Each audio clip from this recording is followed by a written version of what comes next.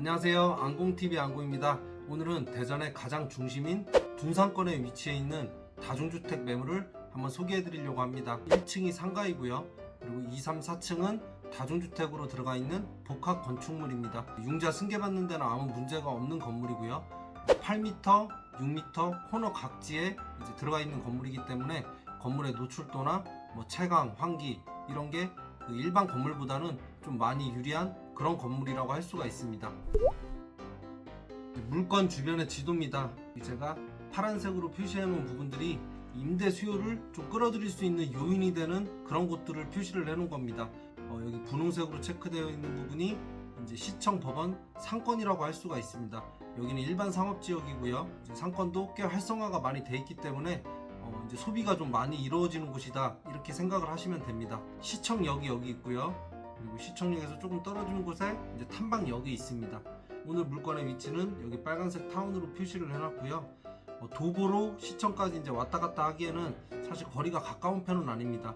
가장 좋은 곳은 이 시청 중심으로 해서 이 근방에 있는 것들이 가장 좋겠지만 지도를 보시면 알 수 있는 것처럼 이 시청 주변으로는 다 일반 상업지역이 많고요. 일반 상업지역에는 이런 다중주택이나 다가구주택 같은 소규모 건축물들이 들어갈 여지가 별로 없습니다. 대형 상가가 들어가 있거나 아니면 빌딩들이 들어가 있는 이런 경우가 많습니다. 조금 떨어진 곳도 보면 이렇게 대단히 아파트 단지가 들어와 있습니다. 그래서 이런 건물들이 없고요.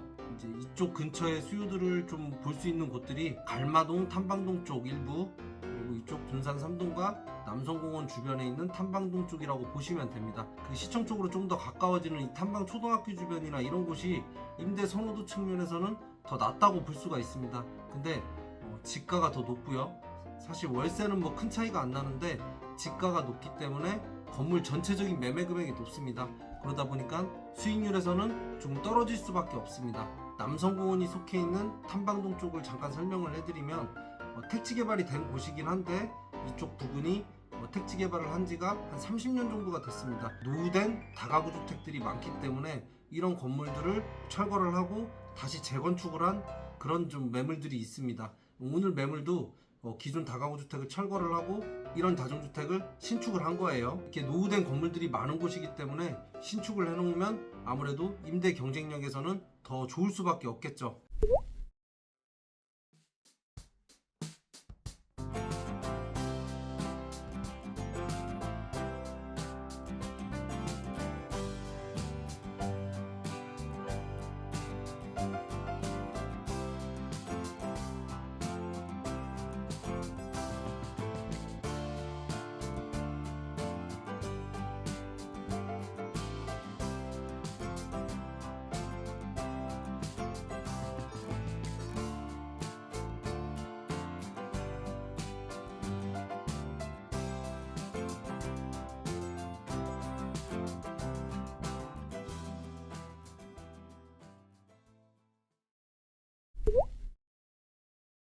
마지막으로 수익률 분석입니다.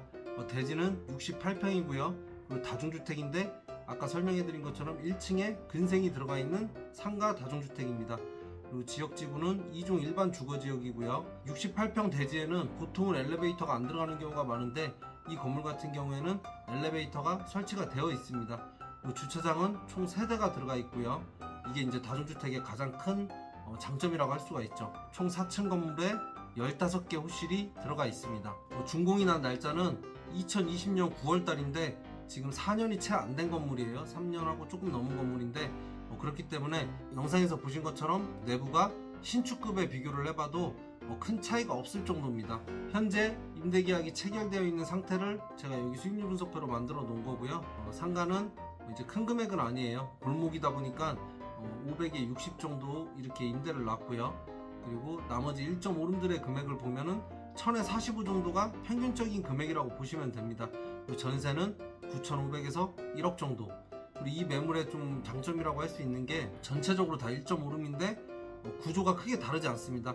그래서 한 실을 보고도 다른 방들의 임대 계약을 좀 할 수 있다라는 그런 장점이 있습니다. 매매 대금은 13억이고요. 융자는 현재 5억 5천이 되어 있습니다. 그래서 상가가 있기 때문에 5억 5천 그대로 승계가 가능하고요. 보증금은 현재 4억 9천만 원이 들어가 있어요. 그래서 융자하고 보증금을 매매 대금에서 공제를 해주면 이제 실투자 금액이 2억 6천만 원이 나옵니다. 월세 505만 원에서 융자 이자를 공제를 해주고 나면 월 순수익이 207만 원이 나오는 거예요. 2억 6천을 투자해서 207만 원의 순월세를 가져올 수 있다. 이제 이렇게 생각을 하시면 되고요. 연으로 따졌을 때 수익을 계산해 보면 이제 10%가 조금 안 나옵니다. 현재 금리로 따졌을 때 이 정도 수익률이면 사실 엄청 높은 수익입니다. 그래서 수익이 좋은 편이다라고 생각을 할 수 있는데, 제 생각에는 여기에서 더 좋은 점이 뭐냐면 실투자 금액이 2억 6천이면 그렇게 높지 않은 금액이잖아요. 근데 2억 6천만 원을 투자를 했을 때 승계를 해야 되는 전세의 개수가 4개밖에 되지 않는다는 겁니다. 보통 이 정도 투자를 하게 되면 뭐 전세 개수가 6개나 7개 이렇게 되는 경우가 많은데 지금 4개밖에 안 되잖아요. 노란색으로 표시해 놓은 게 다 전세 계약인데 이렇게 4개밖에 되지 않는다는 거는 전세 놓는 데 있어서 부담을 좀 줄일 수가 있다. 이제 이런 부분에 좀 장점이 있다고 생각을 합니다. 현금 여유가 있는 분들은 한두 개 정도를 월세로 전환을 하게 된다 그러면 이 2개 정도는 전세를 놓기가 좀 쉽겠죠. 전체 실 중에 전세 개수가 2개 정도밖에 안 된다면 다음 전세 임차인을 구하는데도 훨씬 더 유리할 것으로 생각이 됩니다. 오늘 촬영은 여기까지 마치겠습니다. 시청해주셔서 감사합니다.